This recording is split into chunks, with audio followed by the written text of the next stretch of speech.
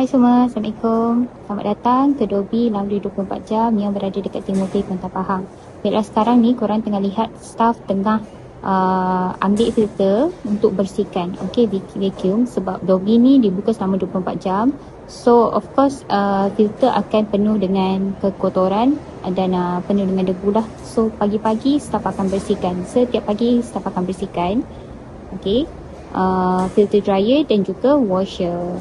Macam biasalah, bila 24 jam diorang akan lepak dekat sini sementara nak tunggu pakaian kering kan, dah siap basuh. So korang boleh tengok segala kekotoran yang ada dekat filter ni. Okey, dekat sini korang boleh lihat bagaimana staff melakukan proses pembersihan filter dryer ya. Okey, sebab Dobi dibuka selama 24 jam, so filter akan penuh dengan debu lah. Okey, walaupun Dobi 24 jam dibuka selama 24 jam, jangan risau, filter setiap pagi, petang dan malam staff akan bersihkan filter, cuci washer, sapu lantai, mop lantai supaya pelanggan-pelanggan yang menggunakan perkhidmatan Dobi 24 jam akan merasa selesa lah. Pakaian pun akan cepat kering, pakaian pun akan bersih, wangi. Okey, sekarang staff tengah bersihkan debu yang ada dekat filter dengan menggunakan vacuum lah. Okey, so cara ni sangat senang. Okay.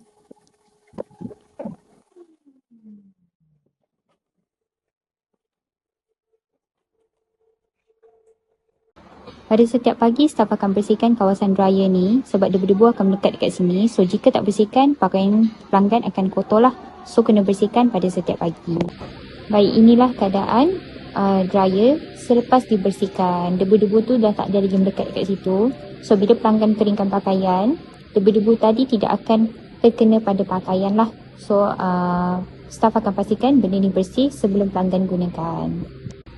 Baik, kalau korang boleh lihat sekarang ni, keadaan washer sangat-sangatlah kotor. Okey, cermin tu perlu dilap, tak ada kesan air, dan kalau korang boleh lihat dekat tepi-tepi ni ada kesan-kesan sabun yang telah kering. So, benda ni staff akan bersihkan pada setiap pagi. Baik, inilah keadaan washer setelah kita lap dan bersihkan. Okey, dekat cermin tu dah tak ada sisa-sisa air, wak air. Okey, dekat tepi-tepi ni dah tak ada lagi sisa-sisa sabun yang kering. Kita akan lap sebelum customer gunalah.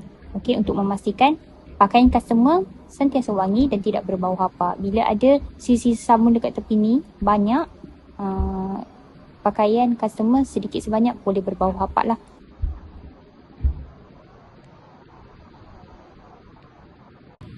Baik, selepas filter dryer kita dah bersihkan, kawasan dryer pun dah bersihkan. Okey, kawasan dryer tu pun segala habuk dah dibersihkan.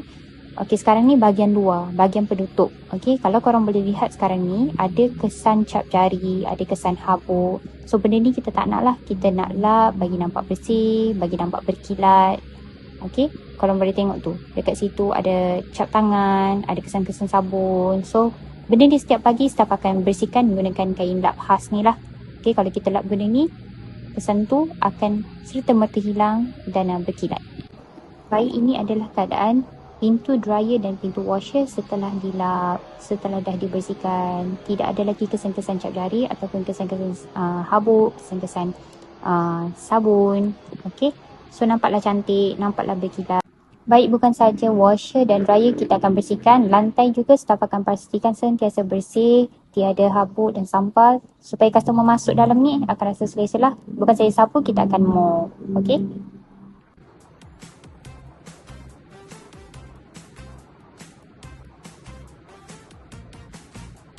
Baik korang, jangan lupa datang ke Laundry 24 Jam yang berada dekat Timur Bay, Kuantan Pahang. Lagi-lagi, sesiapa yang berada di area Balok, bolehlah segera datang ke sini untuk cuci baju anda. Okey, jangan risau, kawasan kami akan pastikan sentiasa bersih dan nyaman. Jangan lupa datang.